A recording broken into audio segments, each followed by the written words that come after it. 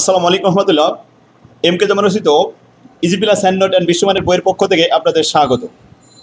আজকের টিটলের বিষয় accounting equation ষষ্ঠ ক্লাস। আজকের ক্লাসে আমরা এই অধ্যায়ের বিগত সালের বোর্ড প্রশ্ন 2013 সাল, 2014 সাল এবং 2015 সালে যে প্রশ্নগুলো এসেছে 4টি বিভাগে, এই প্রশ্নগুলো আমরা সমাধান করব। তাই চলুন প্রথমে আমরা 13 সাল থেকে শুরু করি। অ্যাকাউন্টিং ডিপার্টমেন্ট 2013 সালের এই প্রশ্নটি এসেছে সি পার্টে, কোয়েশ্চেন নাম্বার 10 দেওয়া আছে এখানে। প্রশ্নটি আগে ভালোভাবে পড়ে নিতে হবে যে অ্যাকাউন্টিং ইকুয়েশনের যে দুইটা ফরম্যাট, কোন ফরম্যাটের অঙ্ক আগে সিলেক্ট করতে হবে। যদি ম্যাথমেটিক্যাল ইকুয়েশন হয় তাহলে ম্যাথমেটিক্যাল ইকুয়েশনের 4টি সূত্র আছে, আর যদি টেবুলার ইকুয়েশন হয় তাহলে টেবুলার ইকুয়েশনে 3টে বেসিস আছে। বেসিস 3টা হলো service centre, trade business and public limited. Service centre এগুলো সরাসরি বলা থাকে repair service, dental service, medical service, এরভাবে ডাক্তার, উকিল, মাস্টারের যে সমস্ত কাজগুলো রিপেয়ার বা আয়রন মেশিন, এগুলো সবই সার্ভিস সেন্টার। আর ট্রেড বিজনেস সরাসরি বলা থাকে অথবা পার্সেস, সেল, ইনভেন্টরি ইত্যাদি লেখা থাকে, সেগুলো আমরা বুঝতে পারি ক্রয় বিক্রয় সংক্রান্ত, এগুলো সব ট্রেড বিজনেস। পাবলিক লিমিটেড হলে অবশ্যই শেয়ার ক্যাপিটাল লেখা থাকে, সেগুলো দেখে আমরা বুঝতে পারি। তো আসুন আমরা প্রশ্নটা ভালোভাবে দেখি। আগে 37 নম্বর প্রবলেম আমাদের বইয়ের। প্রশ্নটি বলা হচ্ছে H Talukdar owns Talukdar repair centre. এই রিপেয়ার সেন্টার একটা service centre. On 31 December 2013 with the following ledger balance. 31 December 2013 সালের শেষে এসে ব্যালেন্স ছিল তার ক্যাশ 1 লাখ টাকা, সাপ্লাইজ 15,000 টাকা, অ্যাকাউন্ট রিসিভেবল 30,000 টাকা, টুলস 20,000 টাকা, মোটর ভেহিকেলস 80,000 টাকা। এই 5টি সম্পদ তার ব্যালেন্সে ছিল। অ্যাকাউন্ট পেবেল লাইবিলিটি ছিল 40,000 টাকা, আর বাকি আমরা বিয়োগ করলে ক্যাপিটাল কত ছিল পেয়ে যাব। 5টি সম্পদ থেকে একটি দায় বাদ দিলে যেটা থাকে সেটাই হবে আমাদের ক্যাপিটাল। তাহলে দায় পাশে আমরা 2টা কলাম পেয়েছি, অ্যাকাউন্ট পেবেল আর ক্যাপিটাল। অ্যাসেট পাশে আমরা কয়টা কলাম পেয়েছি? 5টা কলাম।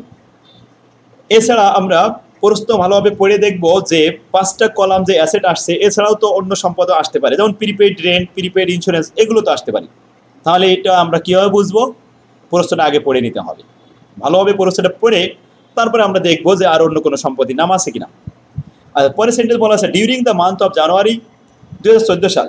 আমরা 13 সালের ডিসেম্বর শেষ করে ব্যালেন্স নিয়ে আসলাম, 14 সালের ওপেনিং, জানুয়ারির প্রথম 1 তারিখে ওপেনিং ব্যালেন্স, এগুলি। The following transaction are completed. জানুয়ারি মাসে যে ট্রানজ্যাকশনগুলো কমপ্লিট হয়েছে এগুলো আমরা এখন পড়ে দেখি। জানুয়ারি মাসের 1 তারিখে, 2 তারিখে, 4 তারিখে, 6 তারিখে, 10 তারিখে, 15, 20, 25, 27 এবং 30 এই 10টি ট্রানজ্যাকশন হয়েছিল। 10টা ট্রানজ্যাকশন পড়ে আমরা বুঝতে পারবো নতুন কোনো সম্পত্তির নাম আসে কিনা ইকুয়েশনে। তো আসুন, 1 নম্বর হচ্ছে paid rent for the month of January 10,000 টাকা জানুয়ারি মাসের 1 তারিখে ঘর ভাড়া প্রদান করা হয়েছে। Rent expense debit, cash credit. Rent expense একটা নামিক হিসাব, এটা ক্যাপিটালে মাইনাস হয়, সমস্ত ব্যয়, সমস্ত আয় ক্যাপিটালে যোগ বিয়োগ হয়। যদি প্রিপেড রেন্ট হতো তাহলে অবশ্যই এটা নতুন করে একটা ঘর তৈরি করতে হতো। যেহেতু প্রিপেড নয় তাহলে আমরা ক্যাপিটালে যাবে, আর এখানে ক্যাশে মাইনাস হবে। ক্যাশের একটা কলাম আছে, ক্যাপিটালের একটা কলাম আছে, নতুন কোনো কলাম সৃষ্টি হলো না। 2 তারিখে paid cash on account payable. Account payable মানে পাওনাদারকে টাকা পরিশোধ করা হয়েছে। Account payable debit, cash credit. ক্যাশের থেকে মাইনাস হলো, অ্যাকাউন্ট পেবেল থেকে মাইনাস হলো, তাহলে দায় কমলো, সম্পদ কমলো। এখানে নতুন কোনো ঘর আসলো না। 4 তারিখে বলা আছে purchase supplies for cash. Supplies ক্রয় করা হয়েছে ক্যাশে। Supplies debit, cash credit. Supplies plus হবে, সাপ্লাইসের ঘর আছে আমাদের, আর ক্যাশে মাইনাস হবে 5,000 টাকা। সম্পদ কমে সম্পদ বাড়লো, নতুন কোনো ঘর আসলো না। 6 তারিখে রিসিভ ক্যাশ 60,000 টাকা ফর সার্ভিস রেন্ডার। সেবা দিয়েছি, টাকা পেয়েছি, cash debit, service revenue credit. এখন ক্যাশে যোগ হবে 60,000 টাকা, আর সার্ভিস রেভিনিউ সকল রেভিনিউ ক্যাপিটালে যোগ হয়। বুঝতে পারছি আশা করি। এবার আসুন 10 তারিখে পার্সেস টুলস ফর ক্যাশ।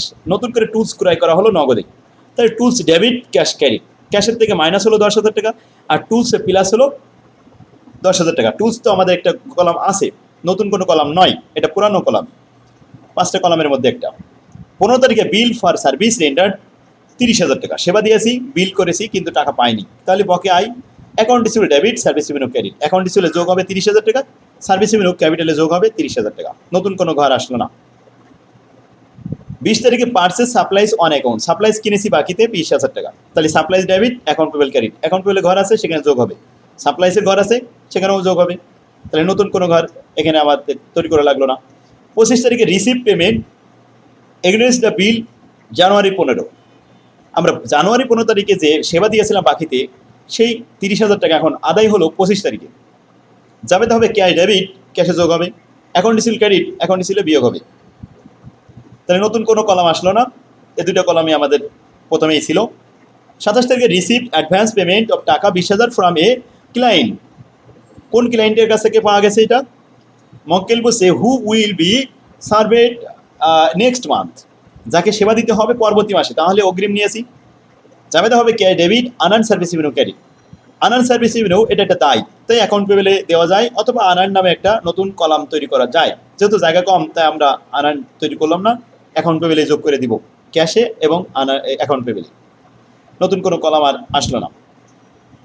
30 তারিখে বলা আছে পেইড ক্যাশ 5,000 টাকা for the rent of Mister Talukdar resident. তালুকদারের আবাসিক ভবনের ভাড়া প্রদান করা হয়েছে 5,000 টাকা। মালিকের ব্যক্তিগত কোনো খরচ হলে সেটা উত্তোলন হিসেবে দেখাতে হবে, তাহলে ক্যাশের থেকে মাইনাস হবে, আর ক্যাপিটাল থেকে মাইনাস হবে, তবে লিখতে হবে রিমার্কে ড্রয়িং উত্তোলন। প্রশ্ন বলা হচ্ছে show the effect of the above transaction over the account equation in the table. টেবিলের সামারাই দেখাতে হবে। তো আসুন আমরা শিওর হয়ে গেলাম, অ্যাসেট পাশে 5টা কলাম আর লাইবিলিটি পাশে মাত্র 2টা কলাম। এবার আসুন আমরা একটা খাতা নিই, 1 পেজে একটা ছক তৈরি করি। প্রথম কলামে আমরা ডেট লিখবো সিরিয়াল, লাস্টের কলামে রিমার্ক লিখবো।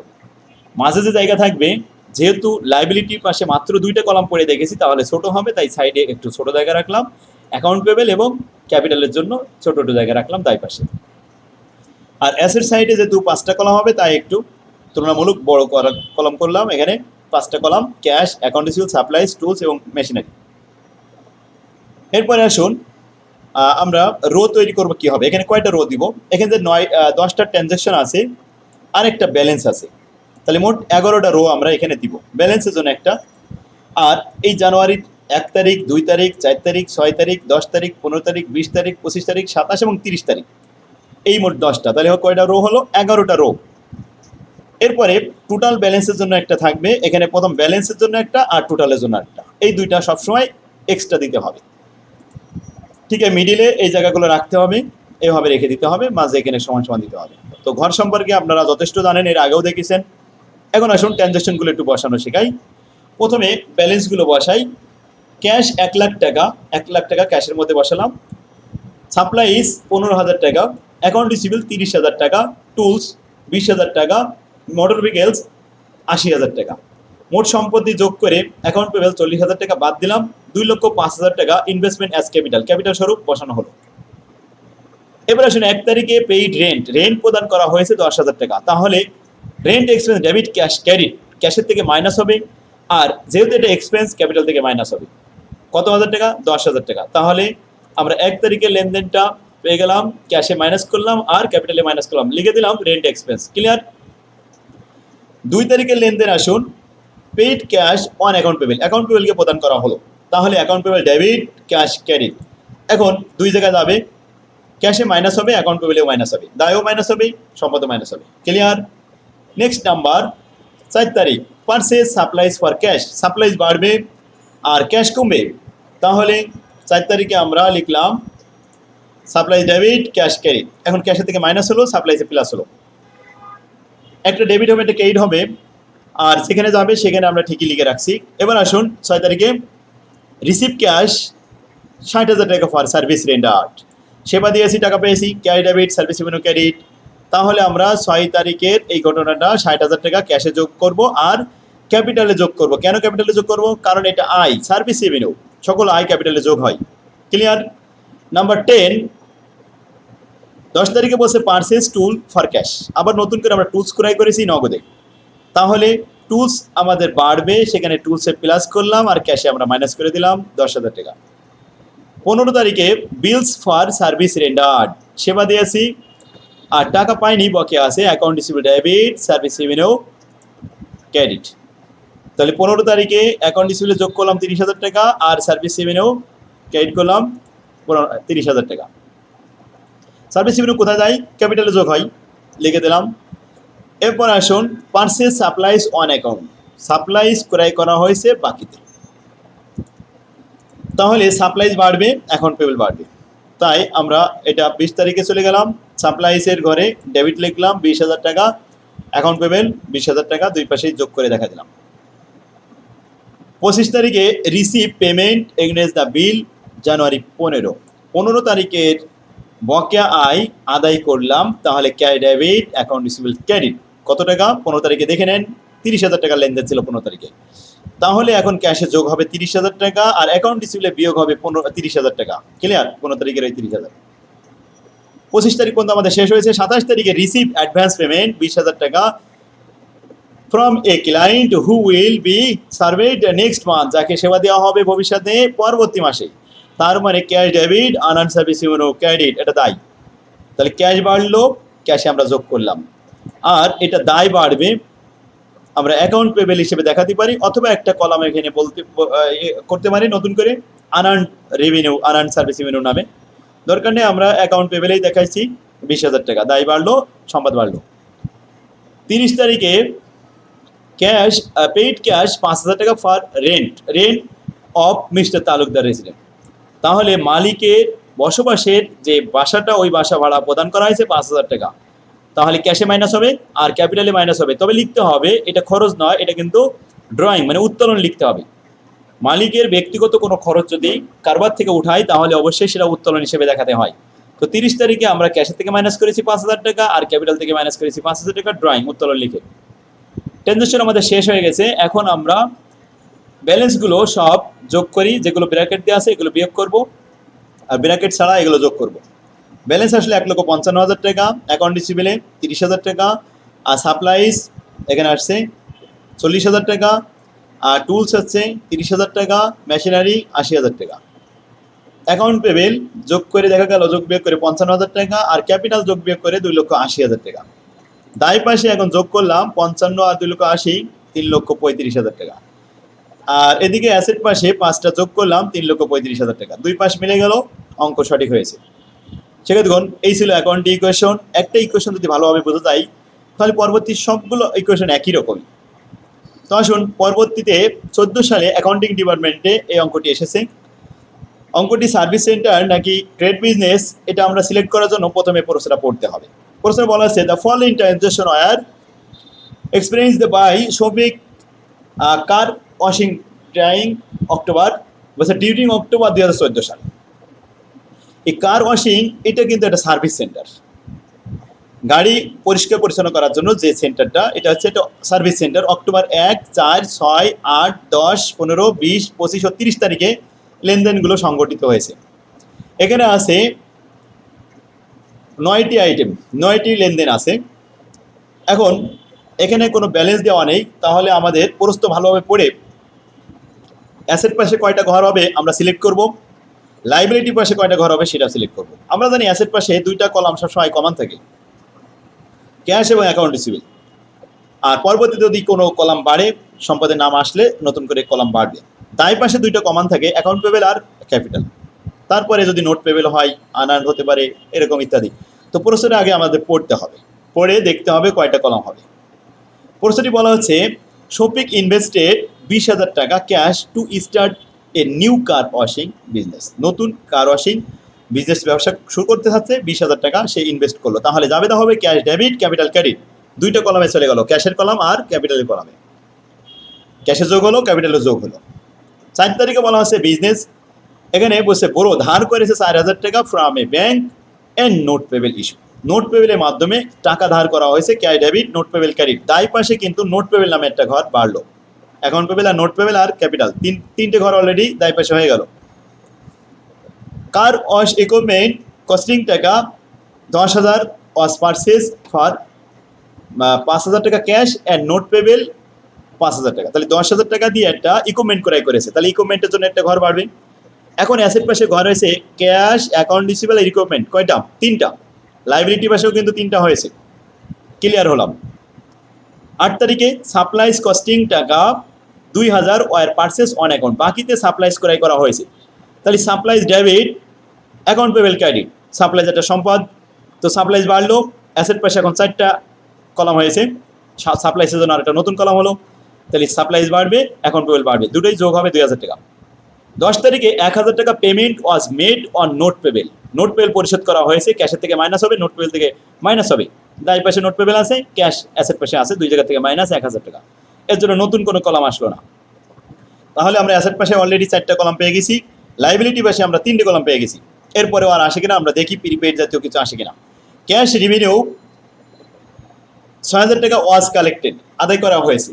তাহলে আমরা আয় করেছি, টাকা পেয়েছি, cash debit, service revenue credit, ক্যাশে যোগ হবে, ক্যাপিটালে যোগ হবে 6000 টাকা। রেভিনিউ 2000 টাকা was earned but not yet collected, আয় করেছি এখনো আদায় করা হয়নি। Account receivable debit, service revenue credit, আমরা জানি সার্ভিস রেভিনিউ ক্যাপিটালে যোগ হয়, আর অ্যাকাউন্ট রিসিভেবল যেহেতু ওকে আয় অ্যাকাউন্ট রিসিভেবলে যাবে, তাহলে অ্যাকাউন্ট রিসিভেবল ঘর আছে সেখানে যোগ হবে। 4টে কলামই থাকলো। 25 তারিখে ওয়েজেস 2500 টাকা অ্যান্ড স্যালারি 5000 টাকা, মোট 7500 টাকা ওয়ার পেইড ফর ক্যাশ, নগদে পেইড করা হয়েছে। ক্যাশের থেকে মাইনাস হবে 7500 টাকা, আর ক্যাপিটাল থেকে মাইনাস হবে 7500 টাকা। সেখানে লিখতে হবে salary expense and wages expense. 30 তারিখে বলা হয়েছে সাপ্লাইজ কস্টিং টাকা 1800 ওয়ার ইউজ, ব্যবহার হয়েছে, out of supplies purchase on October 8 তারিখে আমরা ক্রয় করেছিলাম সাপ্লাইজ 2000 টাকা, তার মধ্যে 1800 টাকা ইউজ হয়েছে। তাহলে সাপ্লাইসের ঘরের থেকে মাইনাস হবে 1800 টাকা, আর ক্যাপিটালের ঘরে মাইনাস হবে 1800 টাকা, কারণ এটা ব্যবহার হয়েছে, সাপ্লাইজ এক্সপেন্স হয়েছে। ক্লিয়ার? তো শিক্ষার্থীগণ, আমরা অলরেডি ঘরগুলো সিলেক্ট করা শিখেছি। যে অ্যাসেট পাশে 4টা ঘর রয়েছে, ঘরের নাম হলো ক্যাশ, অ্যাকাউন্ট রিসিভেবল, সাপ্লাইজ আর ইকুইপমেন্ট। আর লাইবিলিটি পাশে 3টা কলাম হয়েছে, অ্যাকাউন্ট পেবেল, নোট পেবেল আর ক্যাপিটাল। ক্লিয়ার? এখন আমরা ঘরটা তৈরি করি। এখানে আমাদের টেবিল তৈরি করতে বলেছে। তাহলে ডেট, আর ডেটের কলামটা থাকবে এভাবে, অ্যাসেটটা, আর এখানে liability and owner security, remark থাকবে লাস্টে। লাইবিলিটি পাশে আমরা 3টে কলামের জায়গা রাখলাম, আর অ্যাসেট সাইডে আমাদের 4টা কলামের জায়গা একটু বড় হবে, লাইবিলিটির তুলনায় অ্যাসেট একটু বড় হলো। এবার কলামগুলো তৈরি করে নামগুলো লিখে ফেললাম। ট্রানজেকশন আপনি কীভাবে দেখাবেন? প্রথম ট্রানজেকশন 1 তারিখ। 1 তারিখে আপনার কি কি আছে সবগুলো আমরা লিখলাম। দেখুন, 1 তারিখে ইনভেস্ট করেছে 20,000 টাকা, তাহলে ক্যাশ আর ক্যাপিটাল, ক্যাশে যোগ হবে আর ক্যাপিটালে যোগ হবে, ইনভেস্টমেন্ট অ্যাজ ক্যাপিটাল।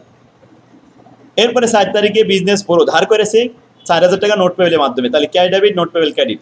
তাহলে 4 তারিখে আমরা লিখলাম ক্যাশে যোগ হবে 4000 টাকা, আর নোট পেবেলে যোগ হবে 4000 টাকা। ক্লিয়ার? এই 4000 টাকা। আর ব্যালেন্সটা আমরা টানতে পারি, ব্যালেন্স দেখালেও হয়, না দেখালেও হয়। তো ব্যালেন্সটা আমরা দেখাই দিচ্ছি এখানে এই অঙ্কে।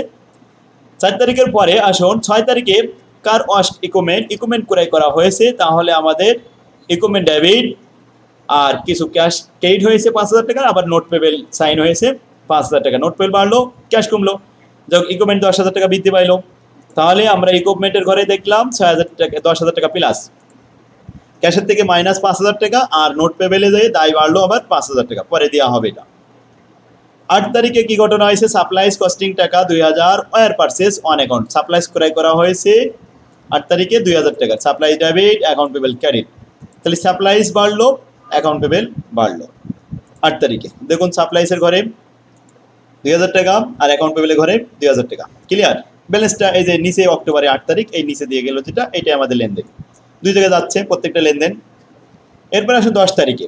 10 তারিখে আমাদের কি ঘটনা ছিল?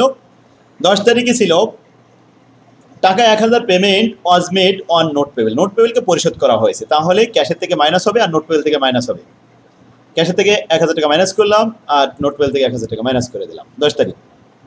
নেক্সট আমাদের 15 তারিখ, ক্যাশ রিভিনিউ 6000 টাকা কালেক্টেড, ক্যাশ আদায় হয়েছে, আয় করেছি, টাকা পেয়েছি, cash debit, revenue credit, service revenue.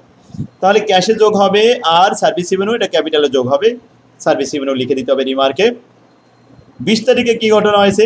দেখুন 20 তারিখের ঘটনা, প্রশ্নে বলা হয়েছে রিভিনিউ 2000 টাকা was earn but not yet collected, আদায় হয়নি। তাহলে account receivable debit, service revenue credit. 20 তারিখে আমরা অ্যাকাউন্ট রিসিভেবলে লিখলাম 2000 টাকা, সার্ভিস রিভিনিউ ক্যাপিটালে যোগ করলাম 2000 টাকা। ওকে, এবার আসুন 25 তারিখের লেনদেন। 25 তারিখে ওয়েজেস 2500 টাকা অ্যান্ড স্যালারি 5000 টাকা ওয়ার পেইড, প্রদান করা হয়েছিল ক্যাশ, নগদে। 7500 টাকা ক্যাশের থেকে মাইনাস হবে, আর ক্যাপিটাল থেকে 7500 টাকা মাইনাস হবে। কিন্তু রিমার্কে লিখতে হবে স্যালারি এবং ওয়েজেস। তাহলে আমরা 7,500 টাকা ক্যাশ থেকে মাইনাস করেছি, ক্যাপিটাল থেকে মাইনাস করি 7,500 টাকা। ওয়েজেস অ্যান্ড স্যালারি আলাদাভাবে রিমার্কে লিখে দিলাম। 30 তারিখে সাপ্লাইস কস্টিং টাকা 1800 ওয়ার ইউজ ব্যবহার হয়েছে out of supplies purchase on October 8 তারিখে আমরা যে সাপ্লাইস কিনেছিলাম 2000 টাকার থেকে 1800 টাকা অলরেডি ইউজ হয়ে গেছে, তাহলে সাপ্লাইস কমে যাবে আর এক্সপেন্স বাড়বে। আমরা জাবেদা যদি করি জাবেদা আসবে supplies expense debit supplies credit, তাহলে সাপ্লাইস থেকে মাইনাস করলাম 1800 আর এক্সপেন্স হিসেবে ক্যাপিটাল থেকে মাইনাস করলাম 1800 সাপ্লাইস এক্সপেন্সেস। ক্লিয়ার? এখন আমরা ব্যালেন্সগুলো টানি, ব্যালেন্সগুলো দেখলাম, ক্যাশের ব্যালেন্স যোগ বিয়োগ করে আসলো 16,500 টাকা। এরপরে অ্যাকাউন্ট রিসিভেবল ব্যালেন্স আসলো 2,000 টাকা, ইকুইপমেন্টের ব্যালেন্স আসলো 10,000 টাকা, সাপ্লাই হাতে আছে মাত্র 2,200 টাকা, যোগ করে পেলাম 28,700 টাকা asset side. Liability account payable, note payable এবং ক্যাপিটাল তিনটে যোগ করলাম, তাহলে নোট পেবেলের পরিমাণ 8,000 টাকা, অ্যাকাউন্ট পেবেল 2,000 টাকা আর ক্যাপিটাল হচ্ছে 18,700 টাকা, সব যোগ করে হলো 28,700 টাকা। অ্যাসেট ইকুয়াল লাইবিলিটি মিলে গেল, তার মানে এটা সঠিক হয়েছে অঙ্ক। নেক্সট নাম্বার 14 তারিখ মার্কেটিং 14 সাল মার্কেটিং ডিপার্টমেন্ট, এটা সি পার্টে এসেছে question number 11। Rupashi traders started her own delivery service. Delivery service মানে এটা সার্ভিস সেন্টার, তাহলে আমরা সার্ভিস সেন্টারের অঙ্ক দেখলেই বুঝতে পারছি। সার্ভিস সেন্টারের অঙ্ক বেশি আসে বোর্ডে, ট্রেড বিজনেসও আসে, কম আসে একটু পাবলিক লিমিটেড। ট্রেড বিজনেস এবং সার্ভিস সেন্টার এই দুইটা আপনারা একটু বেশি করে দেখবেন। এখানে যে লেনদেনগুলো আছে নাম্বারিং করা আছে, সিরিয়াল অনুযায়ী 13টি লেনদেন আছে, খুবই সোজা। তো আমরা ঘর আগে পড়াশোনা পড়ে দেখবো যে অ্যাসেট সাইডে কয়টা হলো, 4টে হয়েছে, আর লাইবিলিটি সাইডে 3টা হয়েছে। এরপরে আর রিমার্ক তো আমরা বুঝবো ইনশাল্লাহ, তাহলে এটা আপনারা আশা করবেন। এরপর 15 সাল অ্যাকাউন্টিং ডিপার্টমেন্ট। 15 সালে শুধুমাত্র একটা অঙ্ক এসেছে অ্যাকাউন্টিং ডিপার্টমেন্টে, অন্য ডিপার্টমেন্টে আসেনি। তো আমরা অঙ্কটি ভালোভাবে পড়ি। Mister Zahid passing bachelor degree in medical science started the practice under farm name of the Zahid medical centre. তাহলে মেডিকেল সেন্টার এটা তো একটা service centre. On June 1, 2015 during the first month operation following transaction, নিচে দেওয়া হলো 15 সালের ট্রানজাকশনগুলো। 15 সালে জানুয়ারি মাসের 1 তারিখ, 2 তারিখ, 4 তারিখ, 11 তারিখ, 16, 21, 25 ও 30 তারিখে দুইবার লেনদেন দেওয়া আছে। মোট 3 আর 3 6 আর 3 9 10টা লেনদেন দেওয়া আছে। প্রশ্নটা পড়ে আমরা দেখি অ্যাসেট সাইডে কয়টা কলাম হতে পারে আর লাইবিলিটি সাইডে কয়টা হতে পারে। সেক্ষেত্রে আমরা প্রথমেই জানি অ্যাসেট সাইডে কমন 2টা কলাম থাকে, সেটা হলো ক্যাশ আর অ্যাকাউন্ট রিসিভেবল 2টা, আর লাইবিলিটি সাইডে 2টা থাকে, অ্যাকাউন্ট পেবেল এবং ক্যাপিটাল। তো আমরা প্রশ্নটা পড়লাম, ক্যাপিটাল ইনভেস্টেড টাকা ক্যাশ 1,50,000 আর আলমারি টেবিল এটা একটা কলাম, এটা সম্পদ, টেবিল চেয়ার 1 লাখ টাকা। তাহলে আলমারি টেবিল চেয়ার এগুলো সব ইকুইপমেন্ট, ক্যাশের একটা কলাম, অ্যাকাউন্ট রিসিভেবল একটা কলাম আর ইকুইপমেন্টের একটা কলাম। তাহলে কয়টা হলো? 3টা কলাম হয়ে গেল। ব্যালেন্স কিন্তু দেওয়া ছিল, এইগুলো যোগ করলাম 2,50,000 টাকা ক্যাপিটাল, দায় পাশে ক্যাপিটালে চলে যাবে। তো আসুন একবারে আমরা দেখাই দিয়ে আসি। তাহলে আমরা লিখলাম ক্যাশে 1,50,000 টাকা আর ইকুইপমেন্ট 1 লাখ টাকা আর ক্যাপিটাল হলো 2.5 লাখ টাকা। পরে ওই তারিখে আবার আমরা paid rent for the month June মাস, এখানে জুন অ্যান্ড জুলাই 2 মাসের প্রদান করেছি। 2 মাসের ভাড়া যদি 10,000 টাকা দেওয়া হয় তাহলে 1 মাসের ভাড়া 5,000 টাকা হয়, আর 1 মাসের ভাড়া কিন্তু প্রিপেইড থাকবে। তাহলে সম্পদ একটা বৃদ্ধি পাইলো প্রিপেইড নামে, তো প্রিপেইড নামে একটা কলাম বাড়লো। এখন আমাদের লেনদেন হলো ক্যাশের থেকে 10,000 মাইনাস আর প্রিপেইডে 5,000 টাকা প্লাস, এবং রেন্ট এক্সপেন্স নামে ক্যাপিটাল থেকে মাইনাস 5,000 টাকা। 5,000 টাকা 1 মাসের খরচ হয়েছে আর 1 মাসের অগ্রিম প্রিপেইড নামে আছে। নেক্সট তারিখ ছিল 2 তারিখ পারচেজ মেডিকেল ইকুইপমেন্ট, ক্যাশ টাকা 50,000, তাহলে ক্রয় করা হয়েছে 50,000 টাকা দিয়ে। ক্যাশ কমবে ইকুইপমেন্ট বাড়বে, ইকুইপমেন্ট ডেবিট 50,000 টাকা আর ক্যাশ ক্রেডিট 50,000 টাকা। তাহলে আমাদের 2 তারিখের লেনদেনটা বুঝতে পারলাম। এবার আসুন 4 তারিখে purchase medical supplies on account, বাকিতে মেডিকেল সাপ্লাইস ক্রয় করা হয়েছে 10,000 টাকার, সাপ্লাইস ডেবিট আর অ্যাকাউন্ট পেবেল ক্রেডিট। সাপ্লাইস দেখুন 4 তারিখে সাপ্লাইসের ঘরে বসালাম। সেটা দেখুন আমরা শুধুমাত্র ব্যালেন্সটা এই উপরে সাইড দিয়ে যাই আর লেনদেনটা এই যে ট্রানজাকশন এটা এই নিচে দিয়ে, তাহলে সাপ্লাইস বাড়লো অ্যাকাউন্ট পেবেল বাড়লো, আর এই উপরেগুলো এগুলো সব ব্যালেন্স, এগুলো ব্যালেন্স টানাও যায় না টানলেও হয়, সমস্যা নেই। তো ট্রানজাকশন কিন্তু আমাদের এই 10,000 আর এই 10,000। নেক্সট আসুন 11 তারিখে 11 তারিখে আমাদের লেনদেনটা কে হয়েছিল? লেনদেনটা এখানে বলা হয়েছিল service revenue receive for cash, নগদে সেবা পেয়েছি, সেবা দিয়েছি নগদে 60,000 টাকা। তাহলে cash debit service revenue credit 60,000 টাকা। তো ক্যাশে যোগ হলো আর ক্যাপিটালে যোগ হলো সার্ভিস রেভিনিউ নামে। নেক্সট 16 তারিখে আসুন। 16 তারিখে আমাদের লেনদেনটা বলা হয়েছে কি, এন্ট্রিটা বলা হচ্ছে বিল পেশেন্ট 40,000 টাকা ফর ট্রিটমেন্ট সার্ভিস রেন্ডার, সেবা দিয়েছি, দাবি করেছি 40,000 টাকা পাওয়া যাবে, কিন্তু টাকাটা দেয়নি, বকে আয়, অ্যাকাউন্ট রিসিভেলে যায়, account receivable debit service revenue credit 40,000 টাকা। তাহলে অ্যাকাউন্ট রিসিভেলে আমরা 16 তারিখে এটা লিখলাম, account receivable debit service revenue credit 40,000 টাকা। ওকে, নেক্সট 21 তারিখে আসুন। 21 তারিখে আমাদের লেনদেনটা ছিল এভাবে, ক্যাশ 20,000 টাকা বড় ধার করা হয়েছে ফ্রম এ ব্যাংক, ব্যাংকের থেকে on a note payable, note পেবেলের মাধ্যমে। তাহলে ক্যাশ ডেবিট আর নোট পেবেল ক্রেডিট 21 তারিখে। ক্যাশে যোগ হলো 20,000 টাকা, নোট পেবেলে যোগ হলো 20,000 টাকা। এরপরে আসুন 25 তারিখে। 25 তারিখের লেনদেনটা পড়ি, রিসিভ টাকা 30,000 from the patient, bill on June 16। 16 তারিখে আমরা যে সেবা দিয়েছিলাম বাকিতে 40,000 টাকা, ওখান থেকে আদায় করলাম 30,000 টাকা। তাহলে আমাদের জাবেদা হবে ক্যাশ ডেবিট 30,000 টাকা, অ্যাকাউন্ট রিসিভেল ক্রেডিট 30,000 টাকা 25 তারিখে। ক্লিয়ার? ক্যাশে এবং অ্যাকাউন্ট রিসিভেলে।